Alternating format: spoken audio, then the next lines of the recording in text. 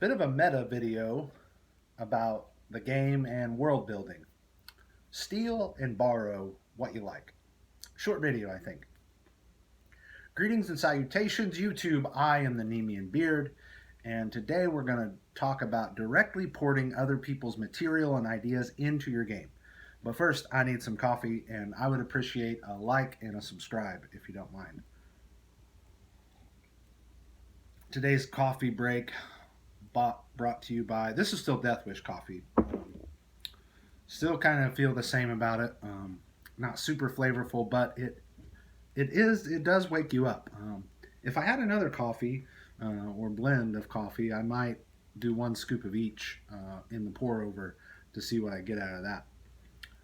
But nonetheless, one of the guys that plays in our game currently, he's trying to DM for some of his friends, and he asked me if it was okay to change some of the NPCs and things like that. I think he was thinking about running Waterdeep Dragon Heist or Descent into Avernus. I cannot remember, but he said, of course, it's your game. You can do whatever you want. So that's the first thing. It is absolutely fine. It's absolutely legal, and it's okay if you do this in your home game. Now, if you're trying to you can do whatever floats in your boat in your home game. You can listen to whatever music you want. You can use whatever material. You don't really have to worry about this. Now, what you cannot do, you may not do, is seek to profit off somebody else's licensed or intellectual property. That's a big no. So, if you were gonna put something out there, you couldn't use somebody else's idea. Case in point, when D&D was in its early stages, it had hobbits, but the Tolkien estate said, no, you can't do that. Thus, halflings were born.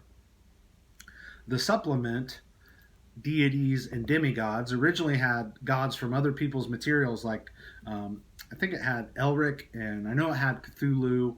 It might even had stuff from like the Grey Mouser, Franz Lieber stuff. I can't quite remember, but I know at one point it was there, and then they got asked to take it out after a reprint. So personal use is good. Personal use is great. For profit, bad. Don't steal other people's stuff. That sucks. But I say all that to say, don't be afraid to take something you like and put it in your game.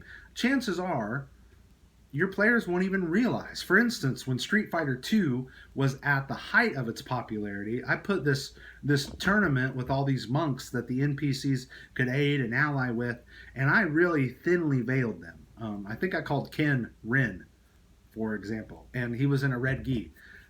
They didn't even realize, like, even when I was like, oh, there's a dude that's like a sumo wrestler, and he has a 100-hand attack, and I even said Hadouken, I'm pretty sure. Hadouken! But they didn't get it. So chances are your players won't necessarily notice something you stick in there unless it's really keenly on their mind.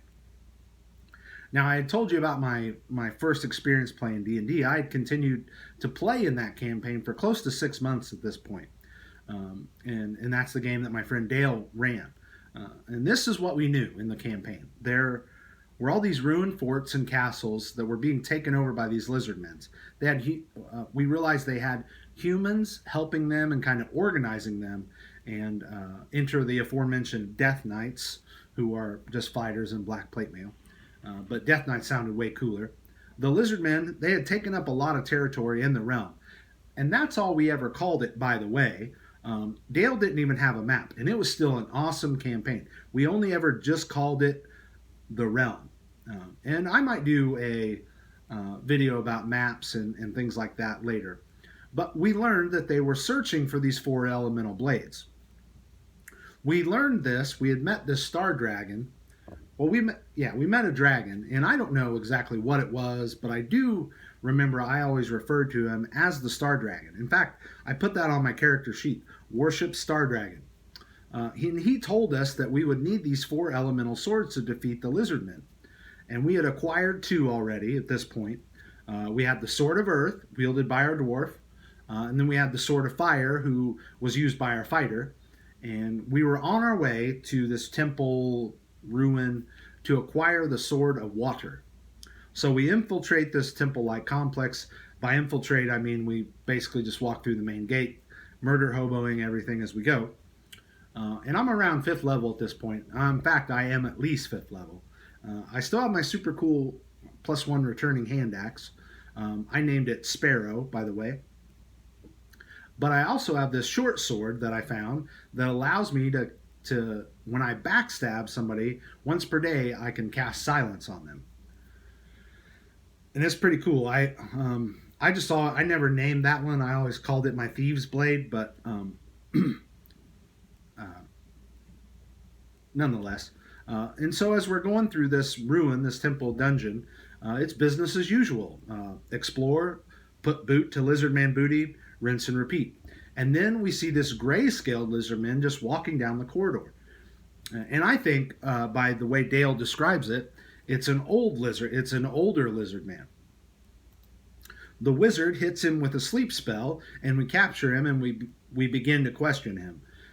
Slight problem: no one actually speaks lizard man, but the wizard does have a comprehend language spell, and he begins to cast that. And just then, a patrol comes around the corner. The patrol sees us. The patrol charges. The fighter, not wanting to deal with the prisoner and the patrol, executes the lizardmen. Dale, the DM, he describes how as he dies, his skin hardens and he turns to stone, holding fast the sword of fire as the lizardman is now a statue. I freak out. The table freaks out. Can we get the sword back, I ask. I don't know. That's Dale's only reply. So we managed to deal with the patrol, and we looked to the lizardman, and now he's crumbled to dust. We had managed to retrieve the sword of fire. We continued down until we kind of reached the main shrine. We fought more lizardmen, we fought some death knights, and a couple other like dungeony monsters, probably some sturges, carrion crawlers, probably some ghouls, things like that. We'd even ran into more of the grayscales. But we figured out that we could whittle them down with melee attacks and then back off and finish them off with arrows or magic. So in this room, there's also there's some more death knights, a lizard man chieftain, a black robed wizard, human wizard with red stars, and a black scaled lizard shaman. There's a couple of gray scales in the room too. And the fight's going mostly okay, but we realize that the shaman and the wizard are the real threats. The wizard's already dropped a lightning bolt on us, and we don't want to go through that again. And the shaman's hitting us with annoying spells, like some cloud spells and bane and curse and things like that. Excuse me. So we divide up into two groups, and we go to take them down. I go after the shaman. I have a potion of invisibility. I drink it. I make some stealth rolls, and I get into position. Now I take my short sword, my thieves blade, and I use it, invoking its ability to silence a target of my backstab. I roll really high on damage, and I also have a ring or a cloak that gives me +2 to damage when I backstab. On 5th level, this is AD&D, so my multiplier is ×3. There's a bit of difference in opinion of how you calculate that damage, whether you roll your damage, add your modifiers, then multiply it, or if you roll the die, multiply it, add your modifiers. It was always easier for us to, even today, that you can go on and define, find that people debate that. They would even debate, like, could you use like a mace to backstab with? Could you use ranged attacks? Could you use... anyway, that's neither here nor there. But I roll really well, and I kill it instantly. I did not expect that. You know what else I didn't expect? The lizard man to turn into acid. Dale says, make a saving throw. So I roll. I believe it was death ray or poison. Then he says, make another saving throw for your sword. Oh no, I say. I've never done this before. Oh yes, he says. I roll like a 3. Not nearly good enough. My sword sizzles and pops. It has broken down into a useless ruin. My cool thieves' sword, The Thieves' Blade, gone. Mini lesson here: it's okay to take stuff from the PCs. You can steal it, you can destroy it, you can have it rendered useless, and it's okay to do that even if it means a lot to them. Um, Now, if that story kind of sounded familiar, you may recognize it from the Dragonlance novels. The Draconians, they would turn into different stuff as they died. Um, I did not recognize it. In fact, it wasn't until after a session later on in the summer when Dale was driving me home that I asked, where do you come up with all this stuff? And he just told me, I got this from the Dragonlance. And I was like, Dragonlance, what's that? And he said, you know my blue folder that has all my dungeons in it and stuff? I said, yeah. And he said, that book cover that I have on there, and it was actually the cover of the second uh, book of the original trilogy, Dragons of Winter Nights, I think it is, or Dragons of Winter Night. I can't remember exactly what it is, but um, I think it was a Larry Elmore illustration painting, and I always thought it was so cool. Uh, and I was like, yeah, of course, you know. And he's like, that's the book. So that got me turned on to Dragonlance, and so I read those, and that was all the permission I needed. And that's all you need too. If you like a particular quest from Skyrim, or you like stuff from the Driz Duerden novels, or you like an idea of Matt Colville's or Patrick Rothfuss, put them in your game. You like Lord of the Rings, put Smaug in your game. Put Orcrist and Glamdring in your games if you like them. If it inspires you, if it's the game you want to run or you want to play, do that. You want to play Conan? Do that. You can not do that all the time, right? So have the fun while you can. That's the biggest takeaway is it is okay to use other people's ideas in your games to have fun. Now, you can't write an adventure and just take, you know, that's just not cool. Even if you got away with it, it's not cool. But we have a lot better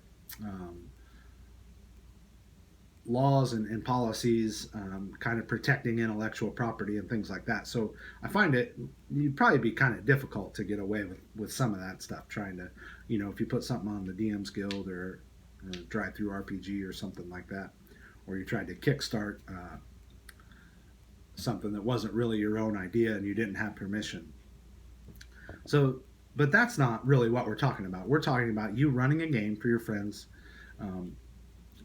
you know, on the side. And I'm pretty sure you can even, you know, take the stuff like that and you could stream that game um, as long as you were probably modding it a little bit. But I mean, people do Wizards of the Coast games like straight up right out of their books, and that's not a problem. So, um, but the point is, don't try to take something that's not yours. But I hope you were inspired. Don't worry if nobody notices at your table or not. Have fun. I ended up getting the water sword, by the way, which is cool in its own right. So until we meet next, game well.